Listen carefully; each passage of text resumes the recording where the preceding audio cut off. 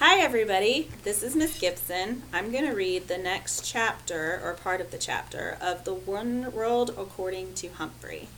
This is chapter 11, TV or Not TV. Wow, Friday was a great adventure because AJ took me on the school bus. It was noisy and smelly and very, very bumpy. And just about everyone on the bus wanted to get a look at me, including the driver, Mrs. Victoria. It was exciting, almost too exciting because AJ couldn't hold my cage steady and I was slipping and sliding and bouncing until I was quite dizzy. Sorry, Humphrey, I'm trying to hold still, AJ told me as someone bumped his elbow and sent me sprawling on the floor of my cage. It's all right, I squeaked weakly. The bus left us too close to AJ's house. It was a 2-story old house with a big porch. As soon as I entered, I got a warm welcome from AJ's mom, his younger brother Ty, his little sister Dee Lee, and his baby brother Bo. Anthony James, introduce us to your little friend, his mom said, as greeting us.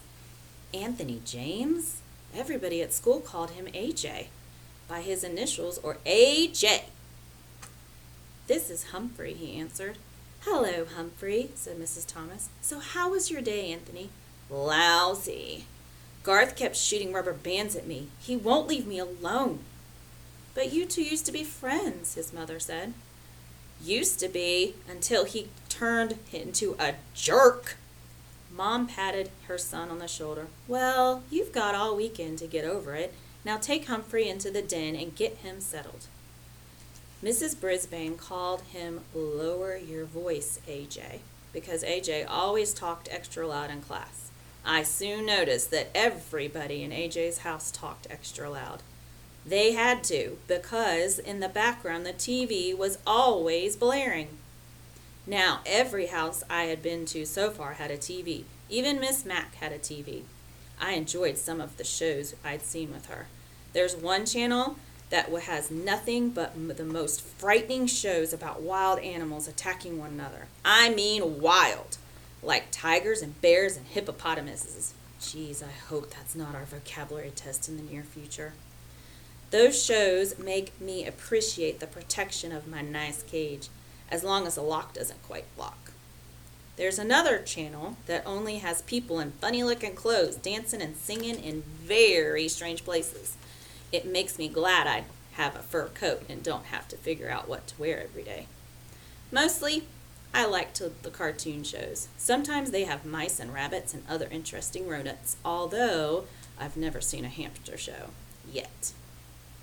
Anyway, the difference at the Thomas's house is that the television is on all the time.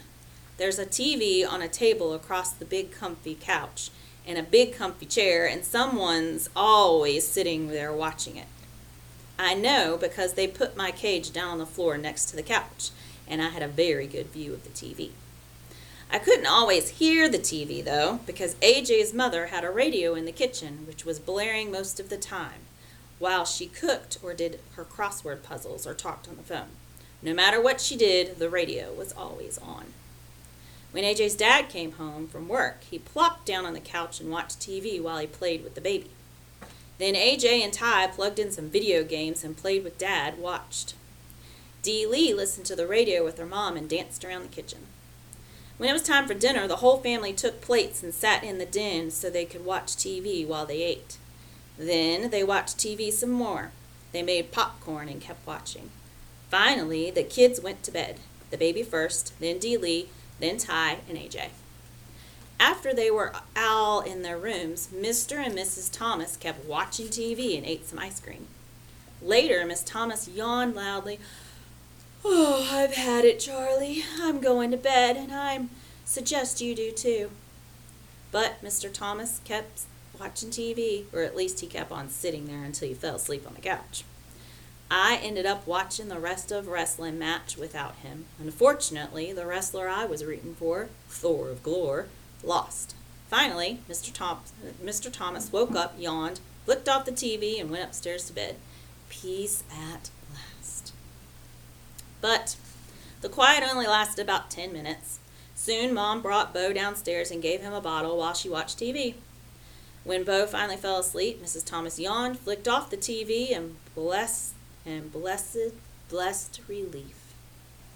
5 minutes later, Mr. Thomas returned. "Sorry, hamster, can't sleep," he mumbled to me, and he flicked on the remote. He watched and then dozed off again. But the TV stayed on, leaving me no choice but to watch a string of commercials of car waxes, weight-reducing programs, exercise machines, and red-hot harmonica classes. The combination of being nocturnal and being bombarded with sight and sound kept me wide awake. At the crack of dawn, Dee Lee tiptoed into the room, dragging her doll by its hair, and switched on a cartoon show about princesses. She watched another show about cats and dogs. Scary. Then Mr. Thomas woke up and wanted to check some sports scores. Mrs. Thomas handed him the baby and his bottle, and soon the older boys switched over to the video games, and the parents watched them play. It was loud, loud, loud. But the Thomases didn't seem to notice. "What do you want for breakfast?" Mom shouted. "What?" Dad said louder. "What do you want for breakfast?" Mom yelled. "Toaster waffles," Dad yelled. "I can't hear the TV," Ty hollered, turning up the volume. "Do you want juice?" Mom screamed. "Can't hear you," Dad responded. And so it went. With each new question, the sound on the TV would be turned up loud, higher and higher, until it was positively deafening. Then Mom switched on her radio. The Thomases were a perfectly nice family, but I could tell I was going to be a very long and noisy weekend, unless I came up with a plan. So I spun on my wheel for a while to help me think. And I thought some more, and then it came, the big idea. I probably would have come up with it sooner if I could have heard myself think. And that's all for today. So I guess we'll find out about his big plan tomorrow night with your new reader. Have a nice day.